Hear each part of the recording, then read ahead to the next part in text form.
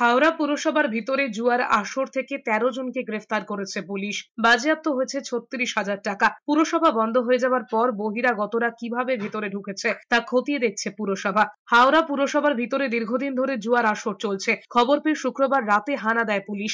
এরপরে পুরসভার পিছনের দিকে সাফাই কর্মীদের কোয়ার্টার থেকে ১৩ জনকে পাকড়াও করে পুলিশ। নিরাপত্তা রক্ষীদের নজর এড়িয়ে কিভাবে জুয়ার আসর চলছিল তা নিয়ে প্রশ্ন উঠতে শুরু করেছে। পুর প্রশাসক সুজয় চক্রবর্তী জানিয়েছেন, পুরসভা বন্ধ হওয়ার পর কিভাবে বহিরাগতরা প্রবেশ করছে তা খতিয়ে দেখা হচ্ছে। কর্তব্যে গাফিলতি থাকলে ব্যবস্থা নেওয়া হবে। সন্ধ্যাবেলা কর্পোরেশন লক এন্ড কি হয়ে যায়, বন্ধ হয়ে যায়, তখন তারপরে এরা ভেতরে গেল কি করে, যায় কি করে? আমরা যেহেতু হাওড়া একজন নাগরিক হিসাবে জানি এগুলো সব পুলিশের মদতে হচ্ছে, টিএমসির মদতে হচ্ছে। মদের আড্ডা, জুয়ার আড্ডা, যত অ্যান্টি সোশ্যাল কাজ আছে সব কর্পোরেশনের ভেতরে হচ্ছে। নির্বাচন হচ্ছে না, 10 বছর হতে চললো, কর্পোরেশনের নির্বাচন নেই, রিপ্রেজেন্টেটিভ নাই, কে দেখবে?